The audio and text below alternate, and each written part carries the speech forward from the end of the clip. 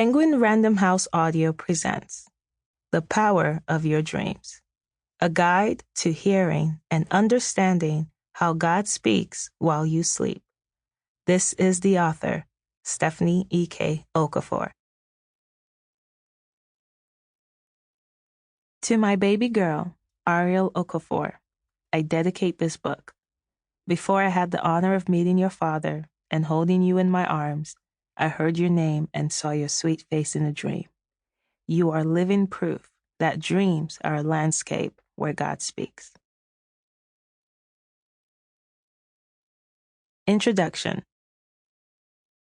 When I was in the early stages of my pregnancy, expecting to become a first-time mother, the doctors discovered that I had 3 large fibroids, tumors that were causing me extreme pain. My husband and I were on vacation in Maui when my OBGYN at the time called to discuss his recommendation, which was to terminate the pregnancy and undergo surgery to remove the fibroids. But we knew we wouldn't terminate the pregnancy, and I had been having dreams about my daughter for years, even before meeting her father. Despite the intense pain, I chose to keep my baby, trusting that God would see me through. On a particularly difficult night, when the pain was unbearable and I couldn't find relief, I walked around our hotel room, my face marked with tears, and began to pray. It was a desperate cry for comfort and healing. I was supposed to preach at our church in Los Angeles that Sunday, but I thought about calling my senior pastor to cancel because of what I was going through. After finding a little relief and falling asleep, I had a dream. In the dream, I had a powerful encounter with the Lord.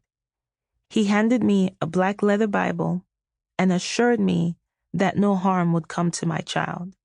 He reminded me that He's with me in both good times and tough times. And He encouraged me to not cancel preaching that Sunday. The black Bible symbolized my holding on to God's promises. I contemplated what He had promised regarding childbirth and healing, confident that my baby girl would be okay. Trusting God's unwavering word became my anchor that no matter what, He was with me and He would bring healing and a supernatural childbirth experience. That dream became a turning point for me. The word I received from God became my truth and declaration in the face of any negative report. I witnessed how the Lord turned things around. Although I was still in pain during my trip, mentally my mindset shifted.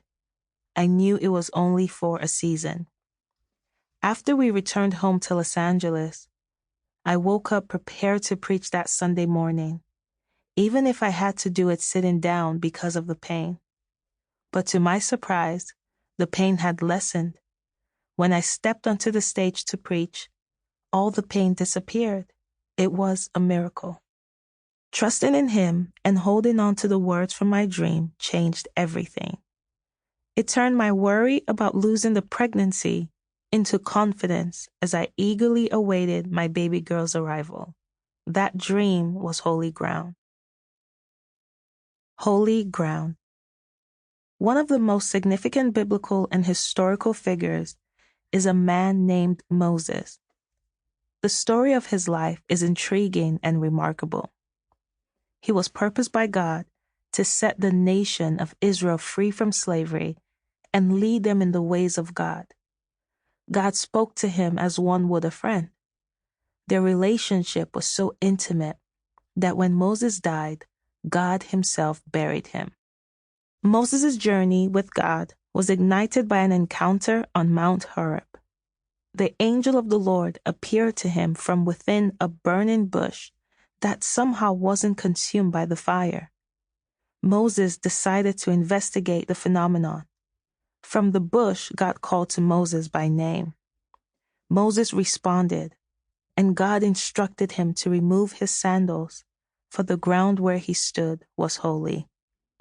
Horeb is a Hebrew word meaning desolate.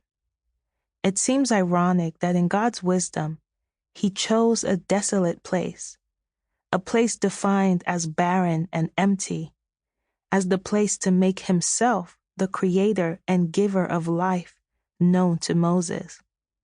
However, God is the one who fills all things, and so a desolate place, by our standards, can become a hidden opportunity for an encounter with God.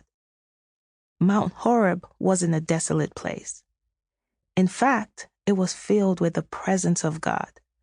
Through this burning bush experience, God called Moses into the awareness that this place was actually holy ground. It was at Mount Horeb that God revealed himself to Moses as the one true God. It was there that Moses discovered God's wisdom, strategy, and guidance for his purpose as a deliverer to bring the Israelites out of bondage. This location later marked the spot for several life-changing encounters that Moses would have with God. Dreams are often considered desolate places, seemingly insignificant, but God calls us to holy ground experiences in our dreams. Through our discovery of God's voice while we sleep, God can reveal his plans for our lives, show what we are purposed to do on earth, give us strategy for breakthrough, and so much more. Everyone can have a holy ground experience. Upon creating the world, God declared everything he had made good. But when it came to Adam being alone, he said it was not good. This inspired the need for the woman to be revealed because she represented the fullness of God's plan regarding the establishment of humankind. This leads us to the first biblical record of sleep. In the Garden of Eden, God caused a deep sleep to fall on Adam, and he slept.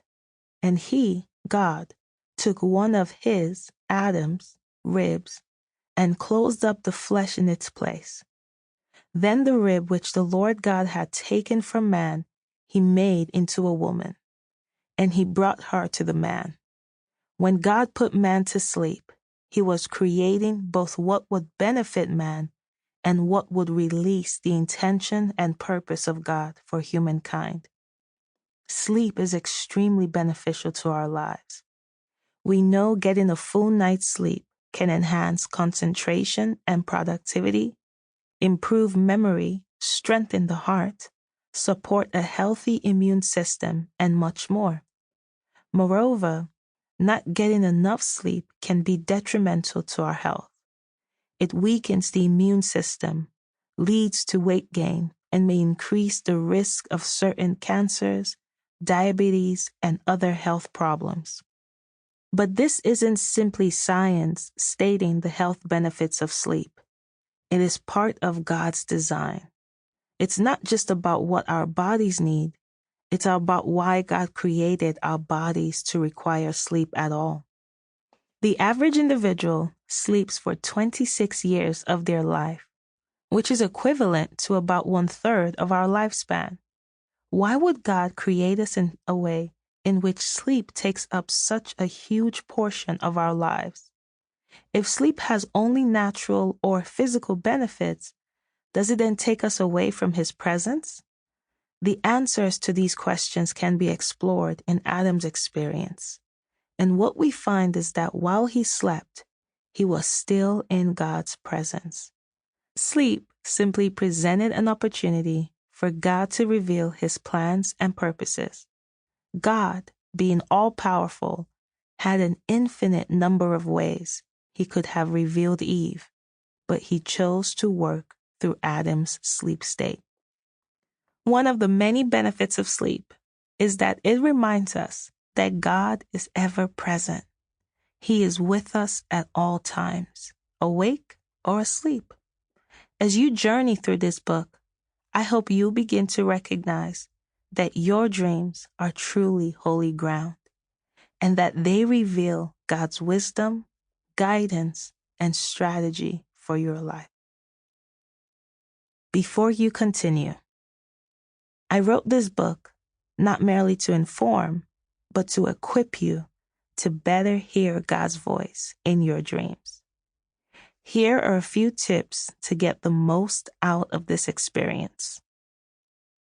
Number 1. Sample complete. Ready to continue?